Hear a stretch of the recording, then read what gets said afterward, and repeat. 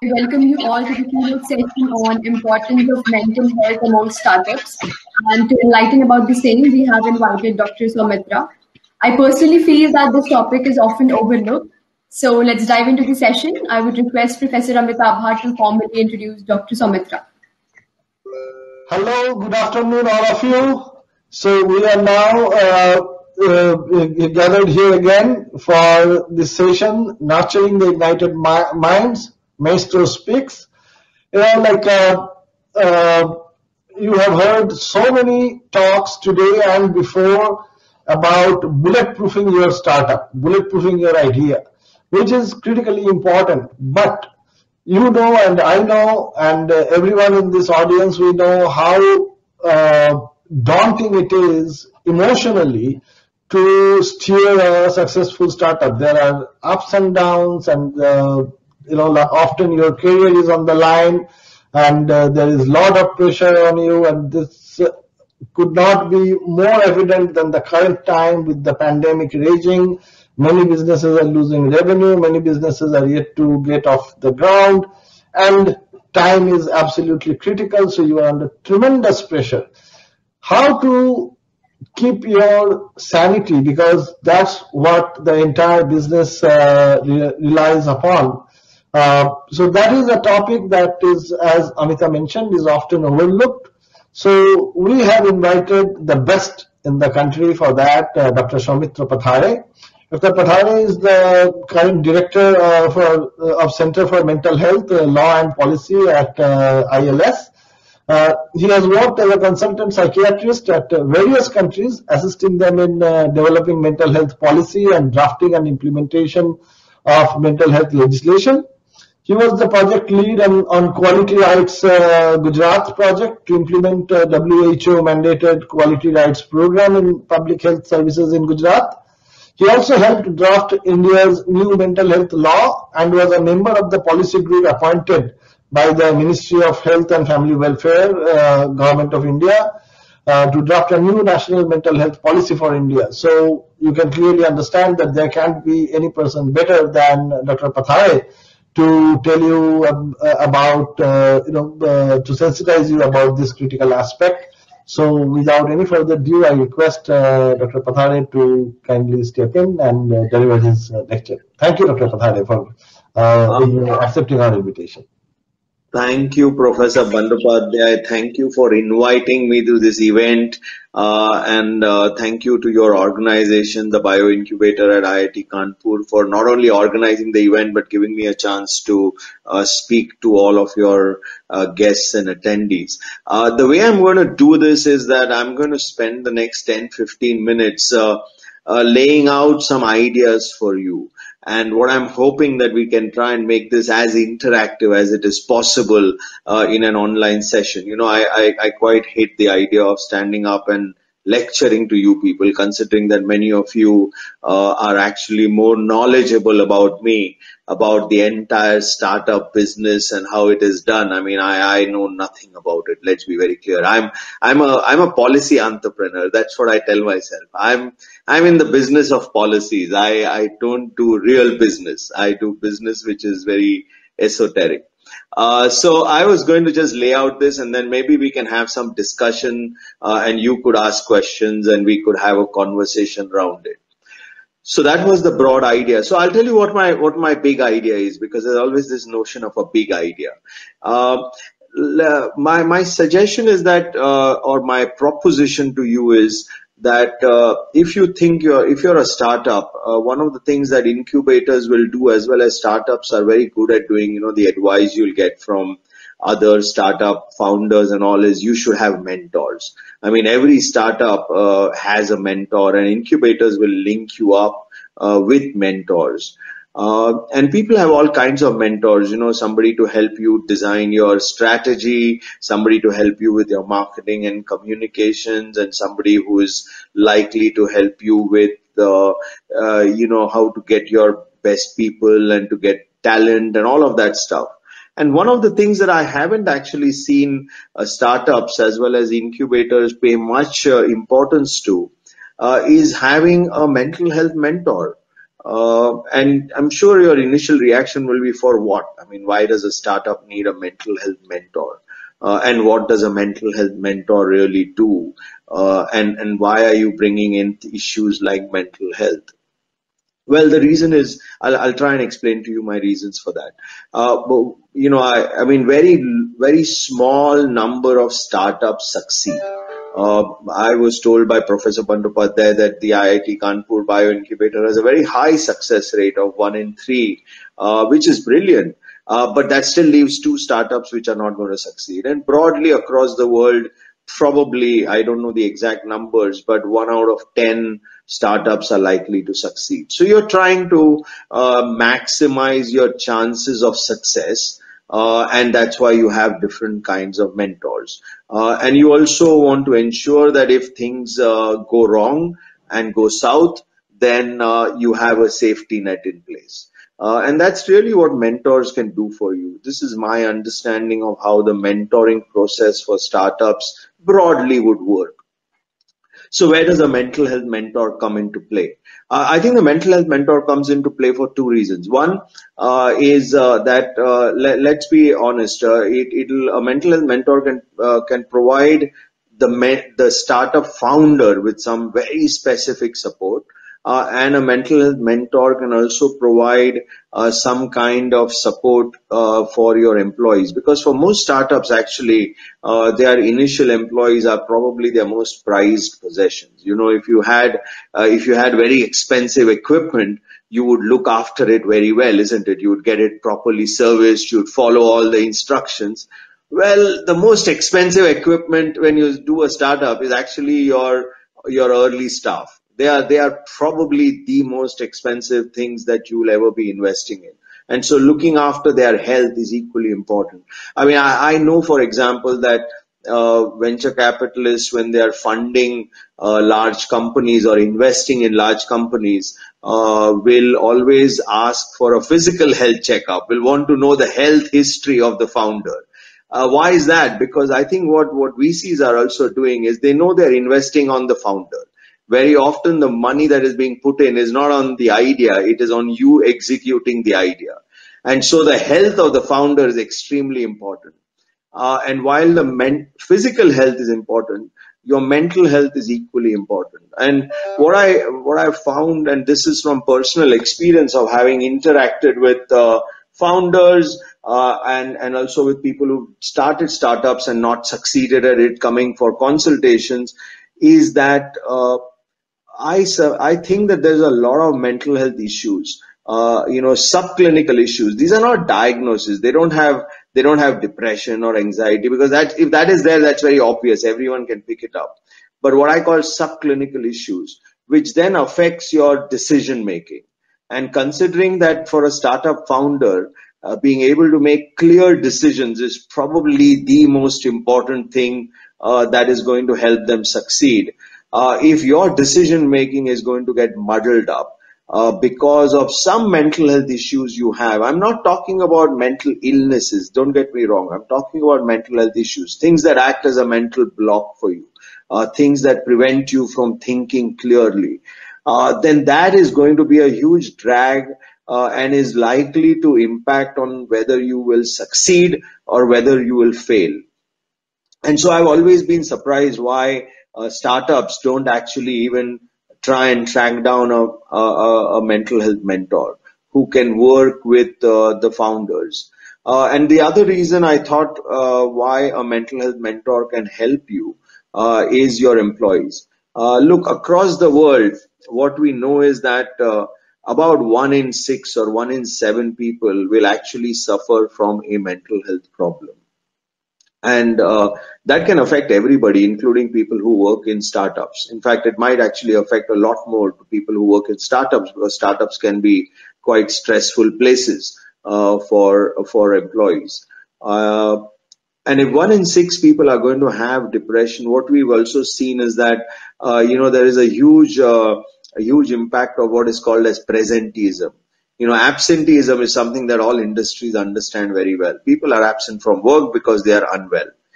With mental health issues, what happens is you get presenteeism, which means people are present at work but unable to do the work. or not being effective or not being successful. And there is enough data now which shows that mental health issues cost companies trillions of dollars in lost revenue and lost business. In fact, there are studies from the US and UK which show that mental health has an impact which can be as close to as 1% of the GDP in terms of lost productivity. So clearly, if you're a startup and you're trying to ensure that you will succeed, then here is one small little thing that could also help you succeed, which is how do you look after the mental health of your key employees, of your people. You spend a lot of time acquiring great talent. You spend a lot of money on keeping that talent, and you spend a huge amount of effort in trying to retain that talent. But you spend zero effort or do zero things to actually ensure that this talent that you recruited, retained, and paid are actually going to be effective and deliver what you want them to deliver. So, I'm thinking of a mental health mentor, like a mental health coach, somebody who's there to advise you as a founder on the kind of things that might go wrong for you, because of the way you're thinking, because of the stress that is involved in setting up a startup, because of the stress that comes out of knowing that many startups are not going to succeed. And also to be able to help you devise policies and programs and plans within your organization so that you're able to look after the mental health of your key initial employees, who will make a difference ultimately between the success and failure of your startup. So that's the broad idea, that why don't you as startup founders, as VCs who are involved in this process, who may be funding startups, anyone who's involved in this entire ecosystem of startups, going from incubators to funders to VCs to startups themselves to employees of startups, do not consider that mental health could be that small little bit that actually finally makes the tipping point for whether you succeed or fail with your startup. So I'm going to stop here now, and I would love to hear your comments on that, and I would love to hear how something like this could actually work in practice, and whether there's even you think there's even a demand for something like that, or you think there is even a need for something like that. We could have a bit of a conversation. So I'm going to ask Professor Bandyopadhyay maybe to moderate this discussion that we're going to have. Thank you. Yes, sure, Dr. Pathare. That was short, crisp, but impactful. So I already see one hand raised. So how do we do this? Okay. I can see a question here in the discussion. Do you want me to try and answer that question? Please take Okay. that. Okay. There is a question here which is very interesting, that in case of a strained relationship with a spouse, what course of action should a founder take? Ignore this, keep focusing on the startup, or work on those issues and probably divert attention from the startup. It is not a zero-sum game. It's not an either-or issue. It is probably you need to, this is something that you keep on getting told by everybody about having good life-work balance, for example. Then this is a good example of having good life-work balance. I don't think it's a matter of choosing between your startup and choosing between your relationship and your spouse. The challenge is actually how do you address that? And I do think that if you don't address it, what you might end up with, and unfortunately what happens to so many people, is not only does your startup founder, so you lose there, but along the way you've destroyed a relationship. So you come out of it with neither a startup nor a marriage, which is not actually such a great idea. So I would say that you have to address it. And if you are going to have problems at home, for example, it would be naive to assume that you're not going to carry the burden of those problems when you turn up at work. You're going to always have that, and that is going to stop you from thinking clearly at work the way you need to be thinking. So I would say you have to address both. You have to pay attention to your company. You have to also pay equal attention to your relationship. And the real challenge for any startup founder is, how do you manage this balance? How do you get that balance right? And that is where, for example, a mentor could help you with. This is a good example of where a mentor could actually help you, saying, look, this is what you need to be doing. This is how you need to be doing. Maybe a mentor can hook you up with someone who can help you work on your marital relationship or with your spouse. Those are things that a mentor could effectively do for you. Just like other mentors do. If you run into a tax problem, one of your mentors will say, hey, listen, I know some good tax consultant who will help you solve this. And that's really what a mental health mentor will do in these circumstances. I hope I answered that question. I don't know if that's good enough. No, so that is good, but what I would like to ask you before we move on to the next question from the audience is that I am confident that no one in this audience or in the startup universe thinks that attending to mental health is not critical. Okay, but what is lacking is a model. Say, when you are talking about business mentors or technical mentors, there are existing models for that. Now, what in your opinion should be the model of engaging, if you would like, you can call it mental health coach, but it is there, it is needed. So what should be the model so that, like here all the incubator representatives are also here so that we can imbibe it? Well, I think I would follow the model, a model which is very similar to the model we use for other mentors. As I know of it, is that a mentor will probably spend a couple of hours in a month with the founders discussing key issues, suggest course of action, and is obviously always available in case of a crisis. So the mentor may not actually do everything themselves, but they will signpost you and direct you to the right places, will probably identify some problems which might lie ahead, for example. If you're going to come up on a roadblock along the way, a mentor might be able to see that. I would use the same model with a mental health coach. I know that it has not been tried, but that's no reason not to try. And I would, instead of using a mentor, and that's why I use the word of a mental health mentor rather than a mental health employee or a mental health director or something like that. I think what you don't need a mental health director. What you need is a mental health mentor, somebody who can kind of provide you with that space to bounce off those ideas, to be able to discuss. Like this question which came up just now. It's a good example of a question which you could spend, say, an hour once in a month discussing with your mentor, and saying, okay, how am I going to get this right? Work out some solutions, and then go ahead and try and implement that and come back the next month and say, okay, look, this is what went wrong or this is what went right. I would use exactly the same model. I wouldn't use a different model. And I'm sure many experienced mental health professionals, especially senior mental health professionals, and I don't mean clinicians, I mean mental health professionals, people who have actually done more than just done clinical work, are ideal people to be these kind of mentors. I'm sure they could definitely provide that mentorship. It's a matter of finding the right mentor and the right time and working out some terms of engagement with them. And that will help. I think that will help every startup, or at least many startups.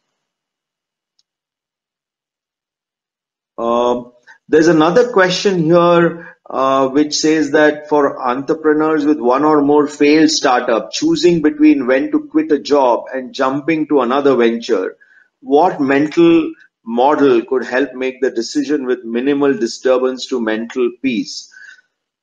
I don't, like I said, it's very difficult to answer that in 2 minutes. I mean, we could write a book about that. But to kind of try and encapsulate the answer is, I think there are horses for courses.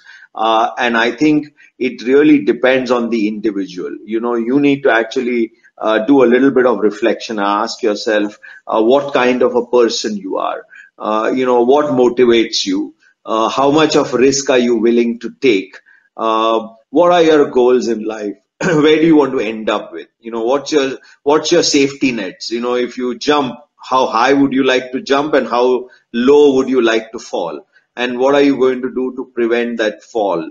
Or at least have some safety net in place which prevents you breaking bones if you fall. So those are the kind of questions that people need to ask themselves. And I think ultimately it depends on every individual. It is not there is no formula. It will have to be that particular individual in their life circumstances, in their personality style, and in their visions, dreams, and desires for the future. Now, if you put all of these things into the mix, you will finally arrive at a very unique answer which works for that individual. Not works for, so there is no standard answer for every individual. So I can give you a formula, but you'll have to fill in the cells. And then that is the answer that you will have for yourself rather than for everybody. But yes, there is a formula, which is universal, which I just said, but you need to enter your own answers into that.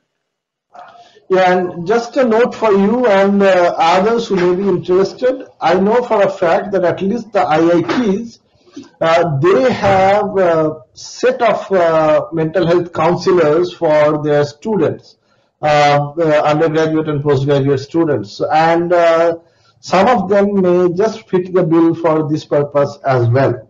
So, if you are associated with an incubator where this association is not there, you can certainly reach out to your nearest IIT and you can establish a new relationship with another institute.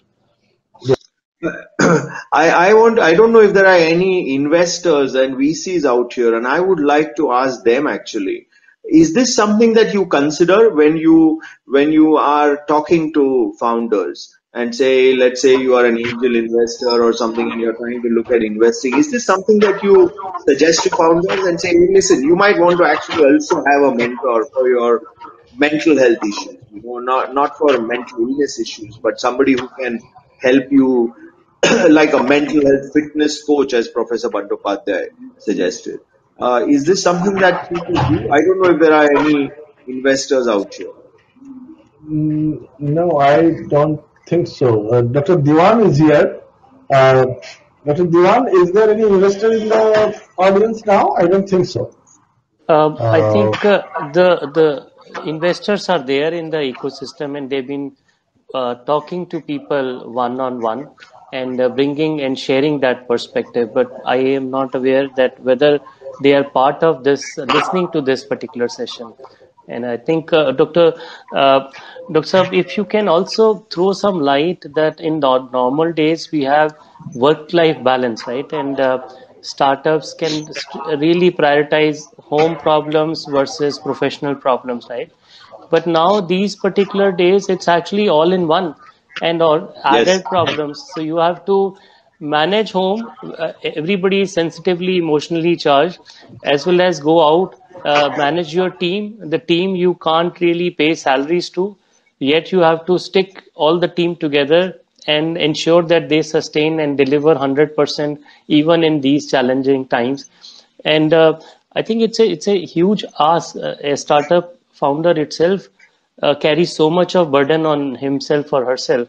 So maybe if you can help us understand and maybe guide people, what should be the right strategy? Everybody is looking for that empathy within our team. Even if we do mistake, we are really touchy and sensitive these particular days.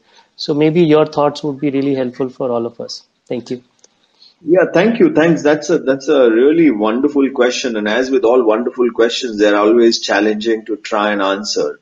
But let me try and have a go at this. I think you raised very important issue. I think the COVID situation has now made it even more challenging. What was always challenging, but at least was a little bit under the surface, because you had some physical separation. Your office and your work was physically separated, so you could at least go from different spaces.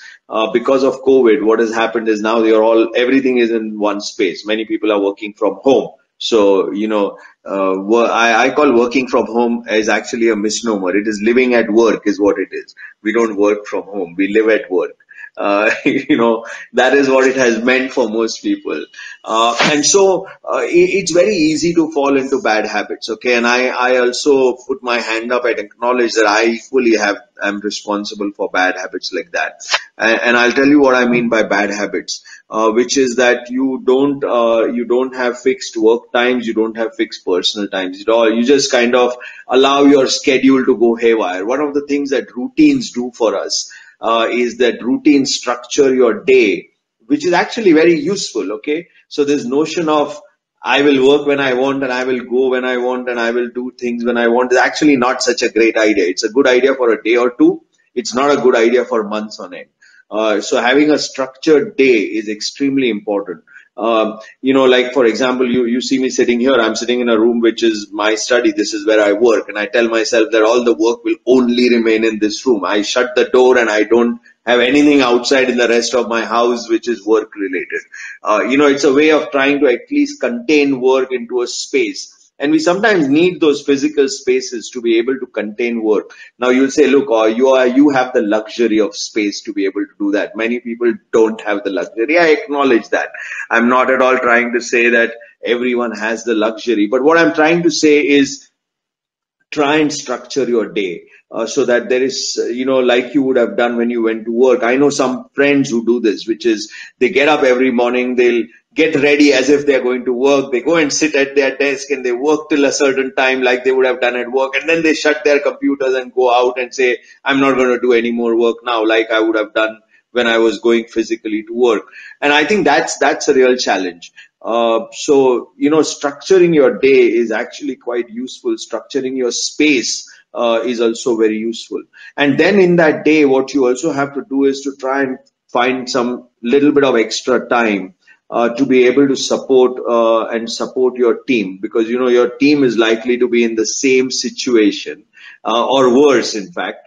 Because they are probably not so resource well off as you might be. You are probably in a better situation resource wise than maybe your employees are.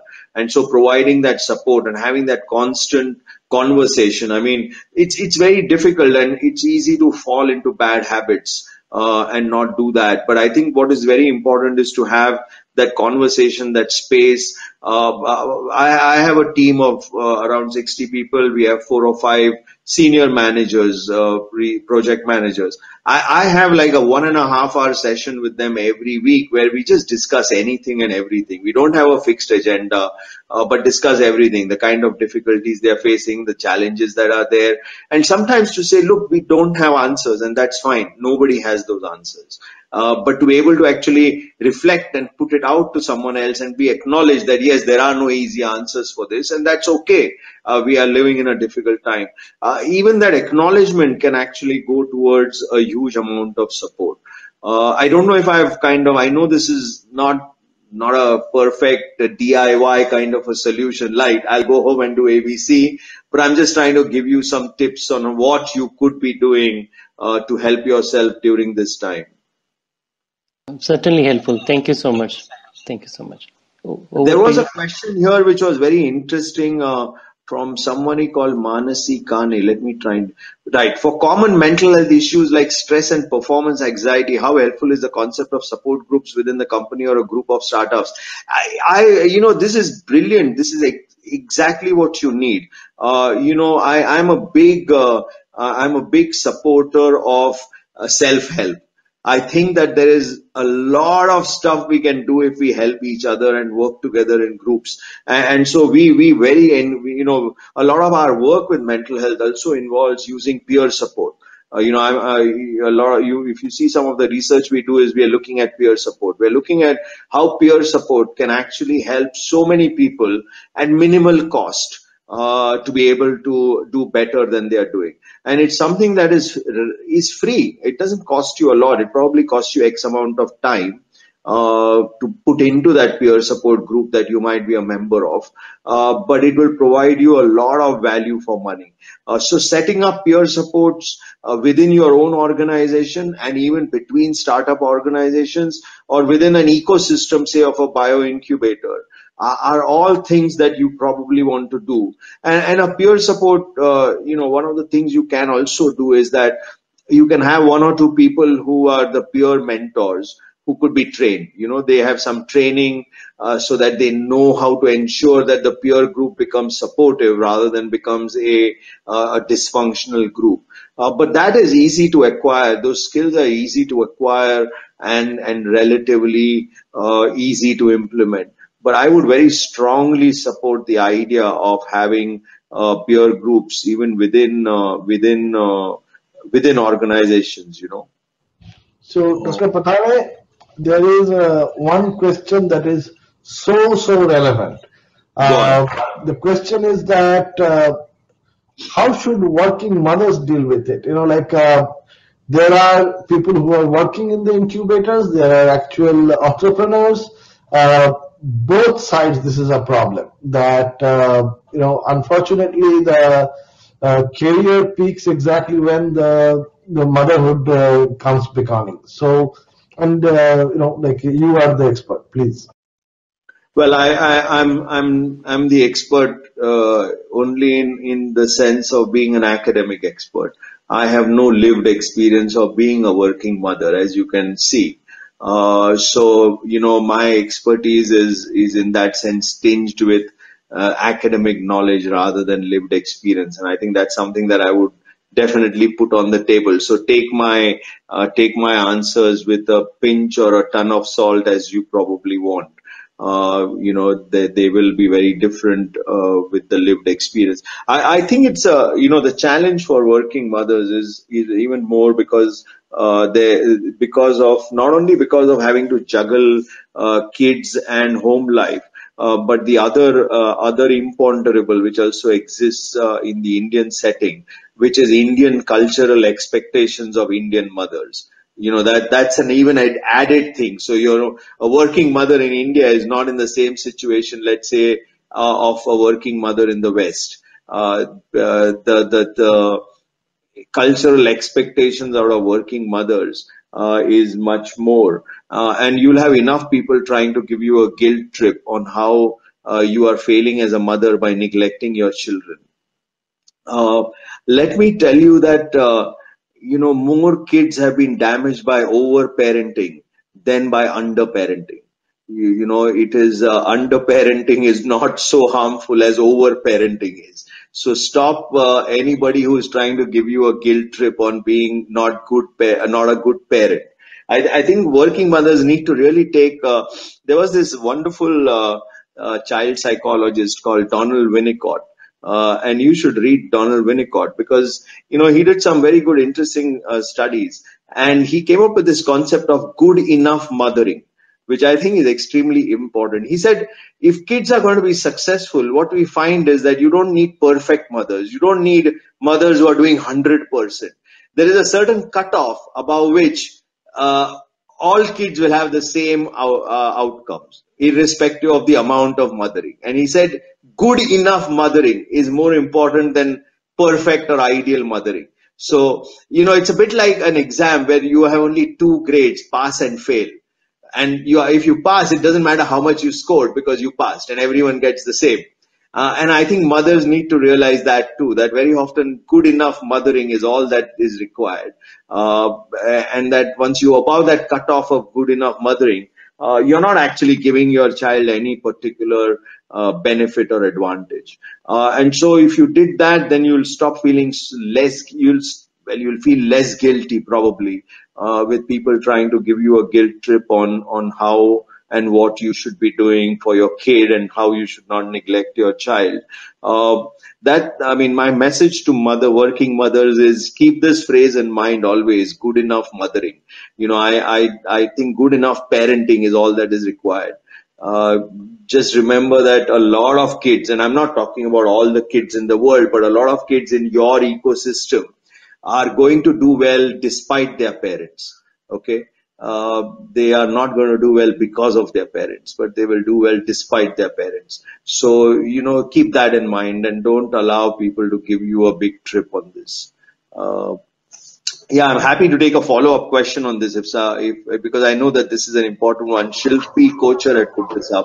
Shilpi, I'm happy to take a follow-up if you want on that or you want to discuss that.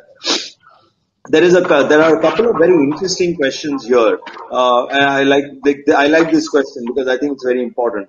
Entrepreneurs often don't open up about major challenges as they believe it may jeopardize the future of startups.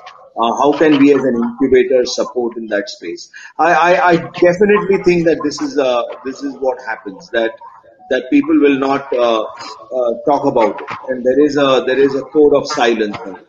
Neither do startups talk about it, nor do incubators talk about it, nor do mental health, nor do the mentors talk about it. This is the elephant in the room that nobody addresses.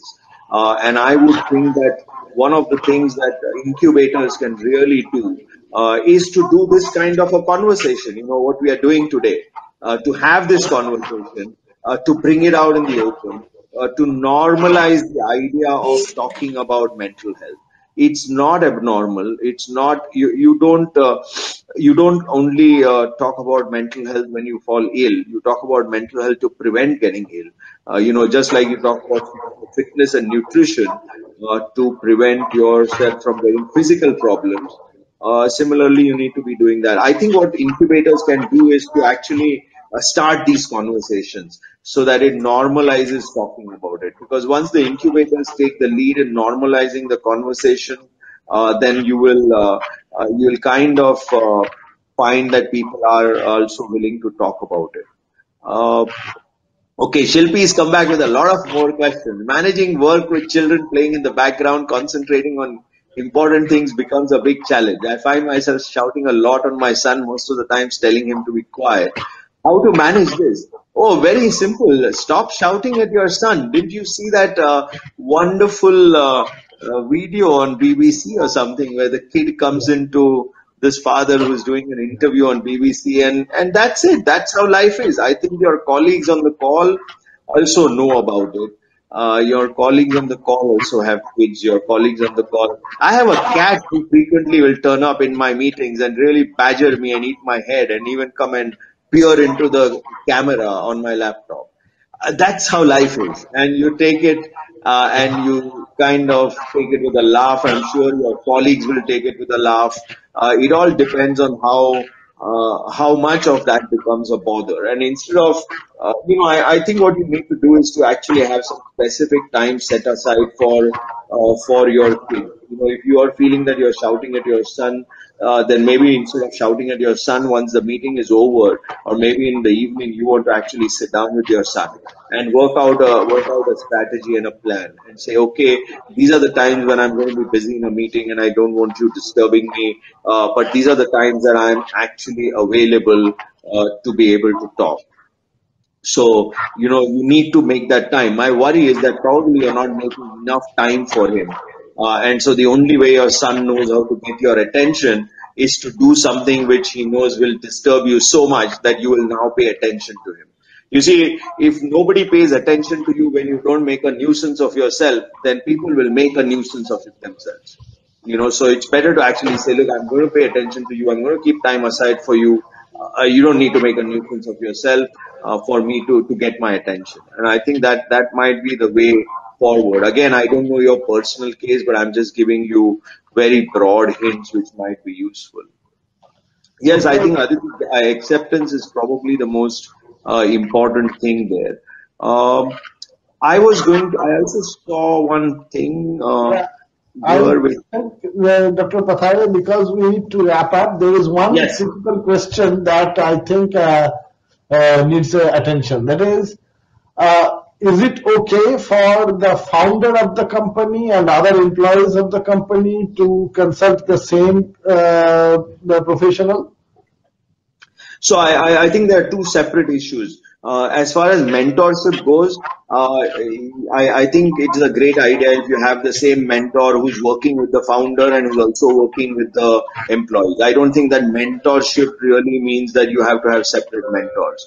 But when, if somebody needs a specific consultation and help or treatment or, any kind of psychotherapy or counseling or anything of that sort, then I would definitely advise that you go to different people and then don't go to the same person. Because it also creates a lot of conflict of interest for you as well as for the counselor, especially if some of the challenges are to do either with the mentor or either to do with the founder or with the employee. If there are challenges in that relationship, then for the counselor to deal with both of those is really difficult. So I wouldn't advise that you use the same person. That's what I would say. Okay. So, Dr. Pathare, I know that there are lots of questions, lots of engagement, but I know that you have a busy schedule and we have a follow-up program, so every good things must come to an end. But it is, it is only a temporary break. I'm sure that this conversation will continue within the incubators. I do not know how to thank you enough for actually opening up this conversation. This, I can tell you with full confidence, at least in our incubator, this has not been a topic of discussion. So thank you for bringing it to the table and just to, make everybody feel that it is okay to talk about it. And that, I think, if anything, that was the biggest achievement that we collectively made it today. And, it's all because of you. Thank you. And many, many, many thanks for accepting our invitation. And we will keep on bothering you, not only at BiRAC or IIT Kanpur, I'm pretty sure other incubators as well. Thank you. Yeah. Thank you so much. Thank you, Professor Bandyopadhyay, for inviting me. Thank you. Bye-bye. Bye-bye.